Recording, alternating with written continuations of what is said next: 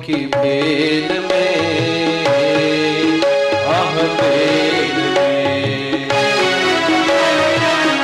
योनिया अनेकों भटकी, प्रभु की कृपा से नर्तन पाया है, नर्तन पाया है।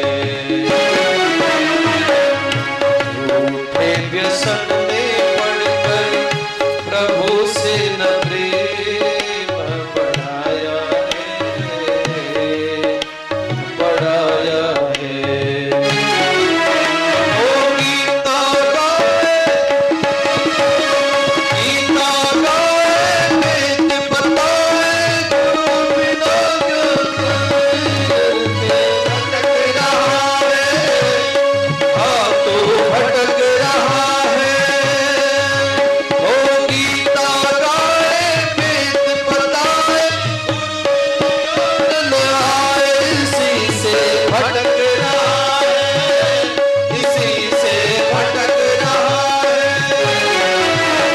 ओ भजने रानी रानी, गोविंद की रानी, तो भटक रहा है, तो भटक रहा है।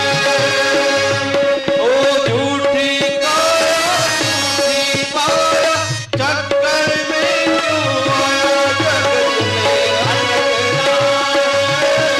जगत में अटक रहा है, जगत में अटक रहा है, जगत में अटक रहा है, जगत में अटक रहा है, जगत में अटक रहा है। दिव्य उपदेश दिया सज्जनों। आत्मदेव जी महाराज को मुखर जी ने धर्म सततम त्यज लोक धर्मान, सेवस्य साधु पुरुषान जहिकाम दर्शनान, अंडस्य दोष गुण चिंतन वास मुक्त्वा, सेवा कथा रसमहो नितराम विवत्तम। हे पिताजी, युक्तो हरे रणदिदम परिचर्ययासो, श्री कृष्ण मामनियतम दशमस्य पाठा।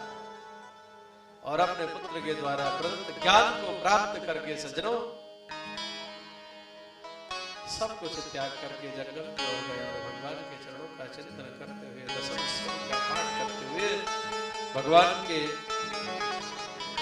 ध्यान में मग्न होकर के संपूर्ण दुखों को विचार करके सुख की राशि में लीन हुए सज्जनों।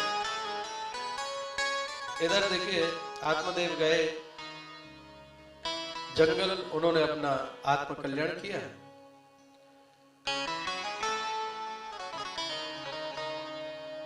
वैसे तो मियां बाबरे ऊपर से पीली भांग हमारे ब्रज में काम करे हैं। वैसे तो दुष्ट धुंधुकारी, अब तो उनको करने वाला कोई नहीं। तो बूढ़ी माँ थी, उसी कौन सुनता वो पहलवान जैसा, बूढ़ी बूढ़ी बड़ी बेचारी मैया। अब तो ला पैसे ला, अब जितना था मैया ने दे दिया। अब एक दिन ऐसा बोले दे पैसा, भैया ने कहा, बोले बेटा अब तो मेरे पास कुछ नहीं, केवल ये मंगलसूत्र पड़ा है। मंगलसूत्र पर हाथ मार करके धक्का दिया माँ को और जाकर दूर गिरी और वो ले जाकर के। इतना दुष्ट सज्जनों, इतना दुष्ट। आज धुंधुकारी विचार करती है कि देखो तो सही, इससे जो है ध्यान दीजिएगा, दुख तब बड़ों को नहीं होता है जब वो परिश्रम करते हैं और उस अर्थ उपार्जन करके बालकों का लालन पालन करते हैं, तब दुख उनको नहीं होता है। दुख उनको तब होता है बड़ों को जब बुढ़ापे में कुछ ऐसे वचन करें कहे, हैं? समझ रहे ना क्या कहने जा रहा हूं? उस समय बड़ा दुख होता है। ध्यान दीजिएगा सज्जनों, अपने बुजुर्गों को कभी आपसे ऐसी कोई शिकायत ना हो, प्रयास करें। हम प्रयास कर सकते हैं, मैं बारंबार कहता हूं, प्रयास करना हमारा कर्म है और उस भावना को, गंतव्य को पहुंचाना भगवान का काम है। दुखी हुई मैया कुएं में जाकर कूद गए, मर गए। समय व्यतीत होता गया, अब तो कई गणिकाओं को लेकर के आया, चोरी करने लगा, डकैती डालने लगा। सजनों,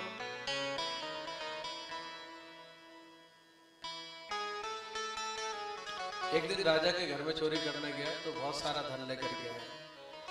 देखो जी, गणिकाएं किसकी होती है? जिसके पास धन है उसकी होती है। धन नहीं है तो चलने लगी, देवी मैं धन लेकर के आऊंगा, तुम जाओ मत। चोरी करके लाया, बहुत सारा धन लेकर के आया। गणिकाओं ने पूछा तुम कहां से लाए? राजा की चोरी कर। अब गणिकाएं विचार करती है, देखो तो सही, राजा की चोरी करी इसने, तो जो कल राजा को तो पता पड़े। देखो, सरकार चाहे बाल की खाल निकाल ले, इच्छा शक्ति अगर सरकार के अंदर हो तो क्या असंभव है सज्जनों। वो तो लोग निकम्मे हो गए इस वजह से, इतने इतने बड़े बड़े घोटालों का पता नहीं पड़ता। भैया गलत तो नहीं कर रहा हूं, इच्छा शक्ति अगर हो तो सरकार बाल की खाल निकाल सकती है।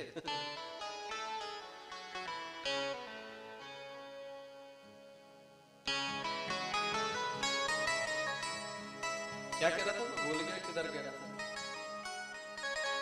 क्या बोल रहा था?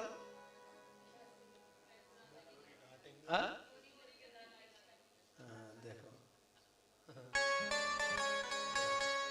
सुनते हैं, देखो वक्ता भूल जाए तो श्रोता याद दिलाते, ये है।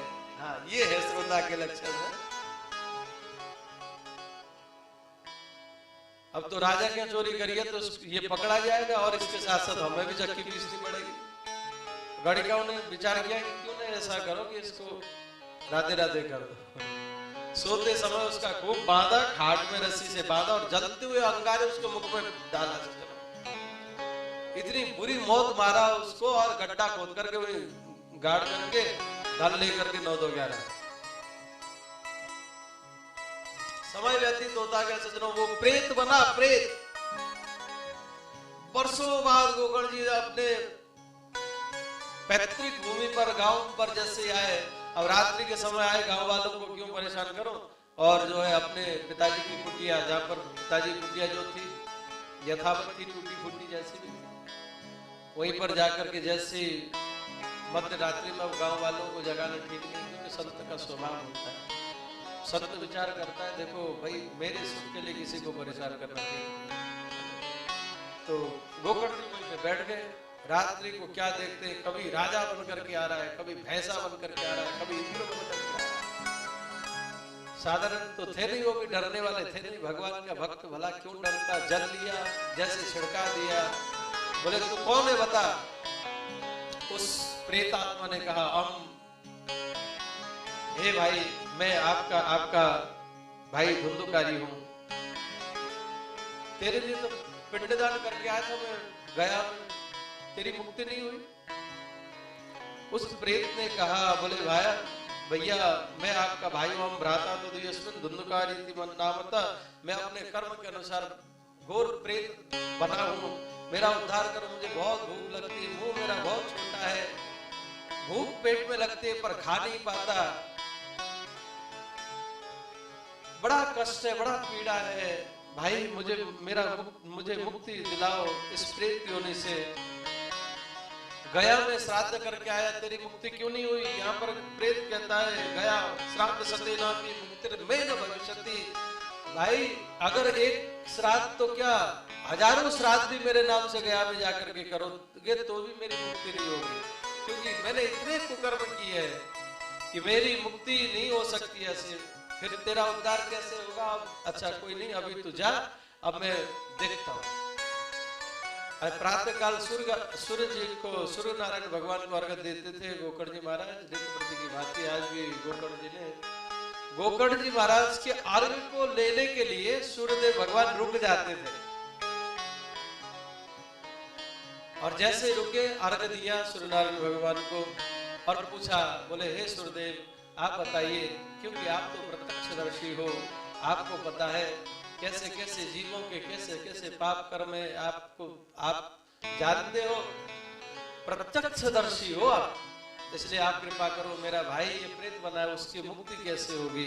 तब यहाँ पर भगवान सूर्य ने कहा श्रीमद् भागवतान मुक्ति सप्ताहम वाचनम गुरु इति सूर्य वचस सर्वः धर्म स्वरूप तुविस्तुतम। तब यहाँ पर गोकर्ण जी से कहा कि देखो श्रीमद् भागवतान मुक्ति, श्रीमद् भागवत सप्ताह ज्ञान यज्ञ करो तो प्रेत योनि से भी मुक्ति मिल जाएगी।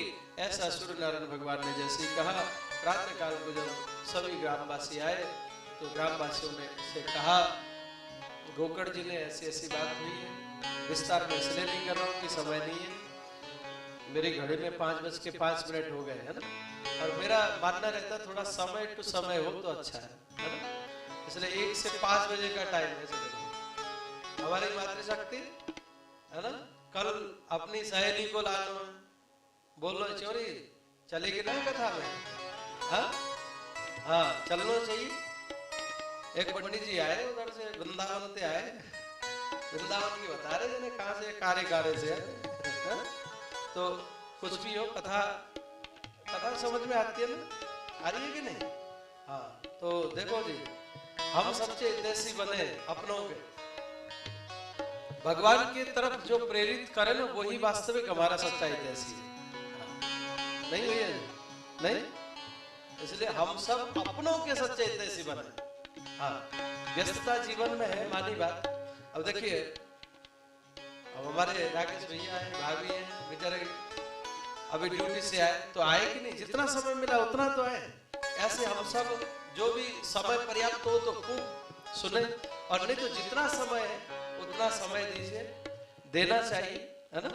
और हमारे सभी बंधु बांधवों से कहे कि जितना समय, जहां तक देखो एक दिन गया 6 दिन बचे है ना, तो 6 दिन का समय है, निकाल लो। 4 घंटे की बात तो है। हाँ समय तो ऐसा निकल गया कि हम 60 वर्ष के कब हो गए पता ही नहीं पड़ा। क्यों जी, पता पड़ा क्या? अच्छा आपके ऊपर बुढ़ापा कब आया, कौन सी तारीख को आया पता है? किसी को नहीं पता है, कब आ जाता है